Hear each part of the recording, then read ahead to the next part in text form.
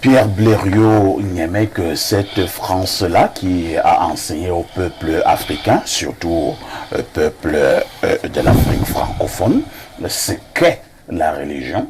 Je voudrais parler de la religion catholique romaine. C'est cette même France, apparemment, qui enseigne déjà encore aux Africains un autre style de religion. Mais pourquoi nous devons nous insurger? C'est ton maître qui t'a dit à un moment donné que 1 plus 1 donnait 2. Et ton même maître vient te faire comprendre que dans certaines conditions, il peut également donner 3. Non, mais c'est parce que vous, les catholiques, vous ne supportez pas qu'on vous dise la vérité. Ah bon? Oui, à partir de là, on va épiloguer. Même Onangini ne veut pas la vérité. C'est un savant de stature mondiale. Onangini sait que le catholicisme n'est pas chrétien. Ah bon? Oui, le catholicisme n'est pas chrétien. Il est quoi? Non, il est méphistolique, il est tout ce que vous pouvez imaginer. C'est une belle couverture. Le catholicisme n'a jamais été chrétien. Rome s'en va imposer un certain nombre de valeurs aux chrétiens. Rome assimile les chrétiens et prend les pratiques romaines, cache dans l'église. Tout ce qui se passe là, qu'est-ce qui se passe? La devise de la France que vous avez donnée, oui, c'est la devise de la franc-maçonnerie. Ah bon? Oui. Bon, c'est des questions de culture. C'est la même devise. Et le principe en franc-maçonnerie, c'est qu'il faut enseigner la liberté aux gens.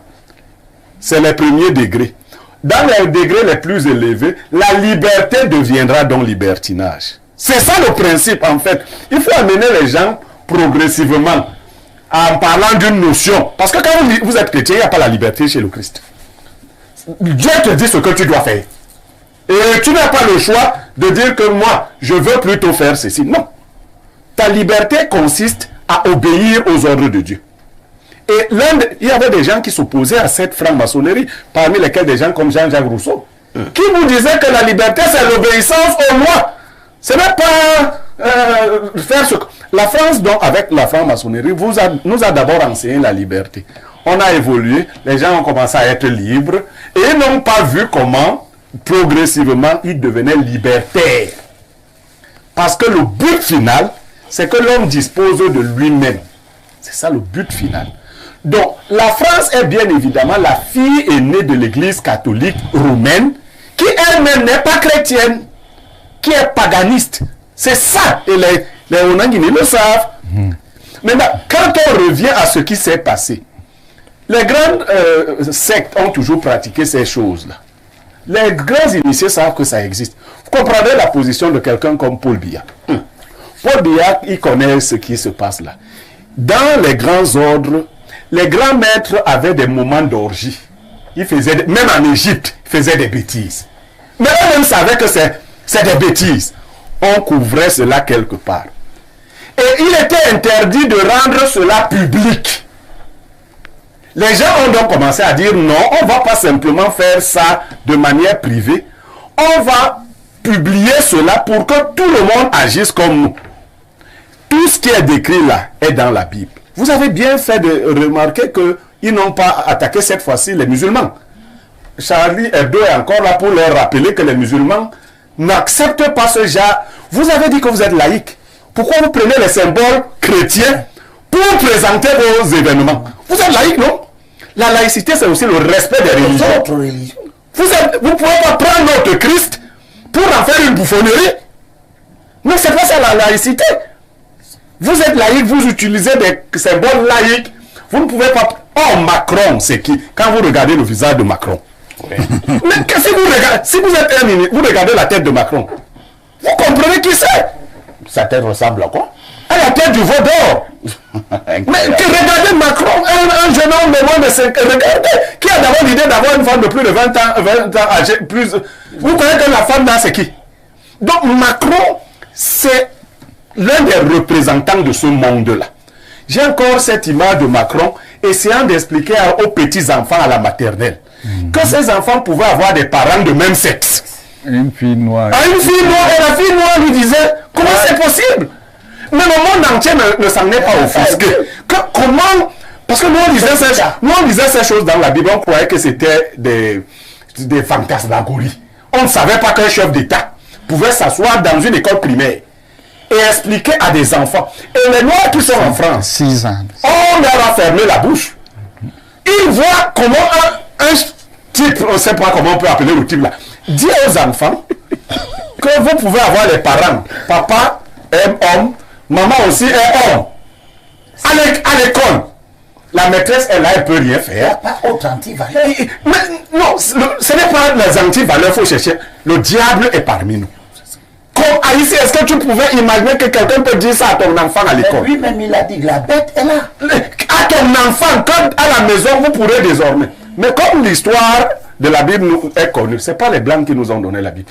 La fin de cette affaire, c'est l'élimination de cette race diabolique-là. Parce qu'eux-mêmes, ils ne voient pas, ils refusent de voir. Comment vous allez mettre des gens du même sexe et continuer de développer la race? La race va disparaître. Ah, ils ont un projet. Non, ils croient qu'ils vont imposer cela. Il y a une sorte de négrotisation du monde. Ces gens sont... Seulement, quelqu'un a parlé des intellectuels. Le problème africain n'est pas le problème de ces intellectuels. Le problème, c'est la régimentation de sa classe politique. Voilà une situation qui vient de se passer. Vous ne verrez pas les chefs d'État francophones monter au créneau quand Biya rentre. Qu'ils écrivent pour dire à la France que vous m'avez piégé pour me mettre dans une scène diabolique. Oui, vous m'avez piégé et je ne viendrai plus là-bas. Ça, ce n'est pas l'école de Biya. Voilà, lui va se taire et tout le monde va se taire. Et moi, je crois que les présidents des pays musulmans, ils vont parler au moins. Parce qu'on ne peut pas inviter notre chef d'État. On s'est attaqué aux musulmans. Non, ils vont parler de l'Ougou. On ne peut pas inviter Biya que nous aimons. Le pays arabe était... On l'associe à une orgie aussi diabolique. Et son image est placée là avec les plastiques pour le couvrir comme je ne sais pas quoi. Donc, on fait tout ce scandale-là. Merci Blériot. Pour faire la promotion de Satan. Merci Blériot. On va repasser la parole au professeur Onangini.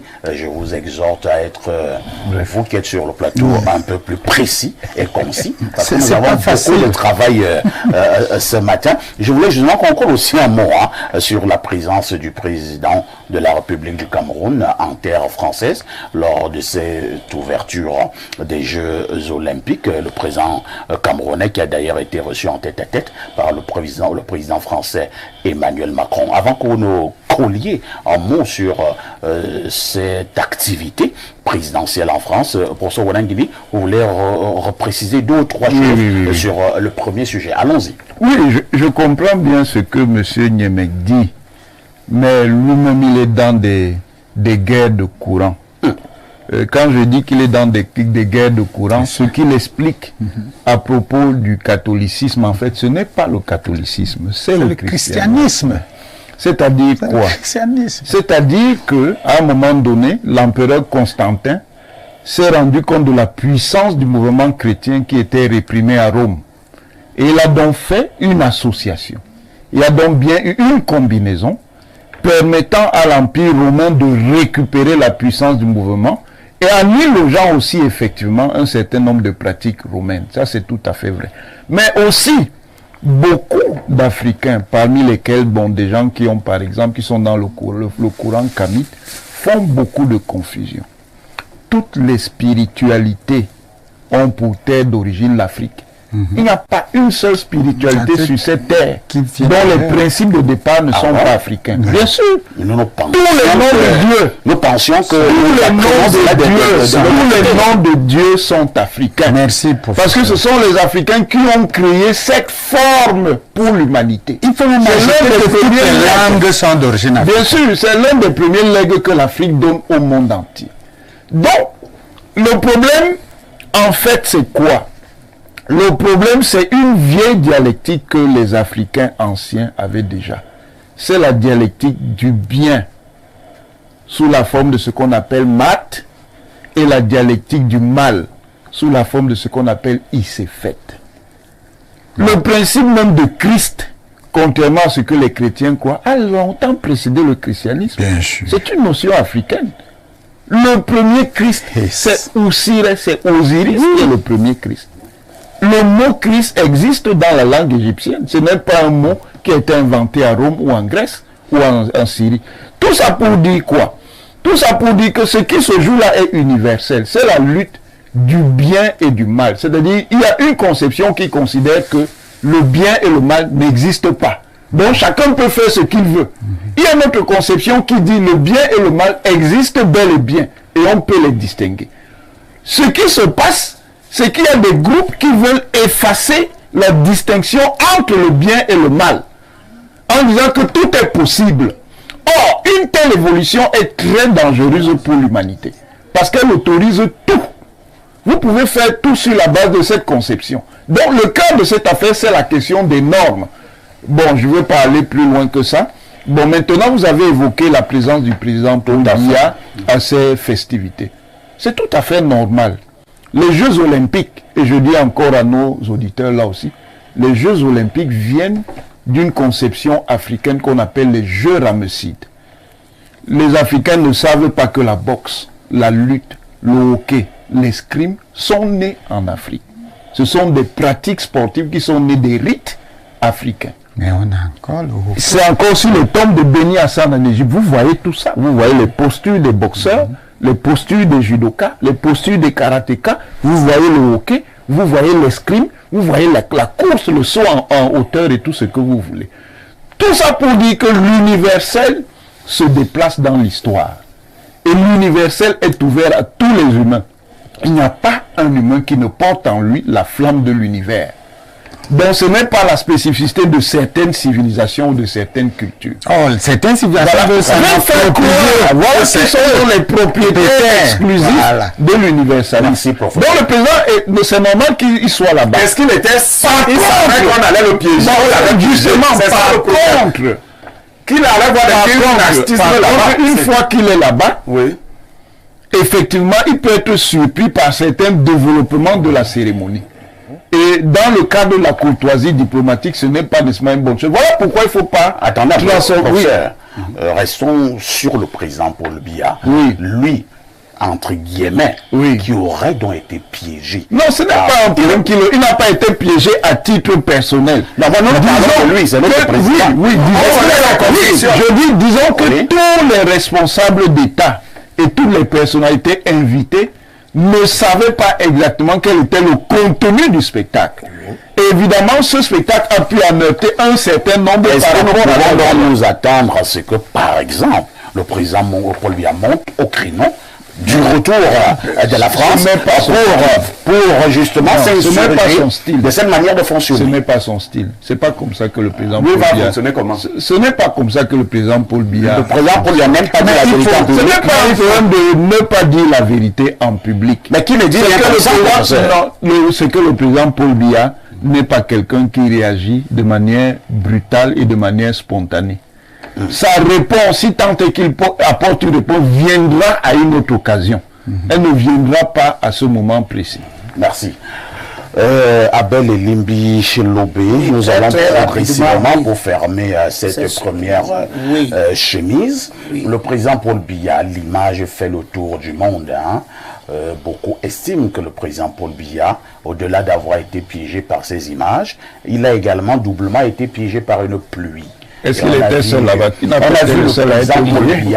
Tous les présidents étaient mouillés du Cameroun. C'était un décor naturel. Beaucoup pensent également que la France a humilié le chef de l'État. L'image fait le tour du monde. Vous partagez cet avis ou alors il faut simplement se dire non, je pense que ce sont ceux qui ont maillé à partir avec le président Biya et qui sont camerounais. Tout à fait. Qui mettent de cette image qui n'est pas exclusive à la CPT.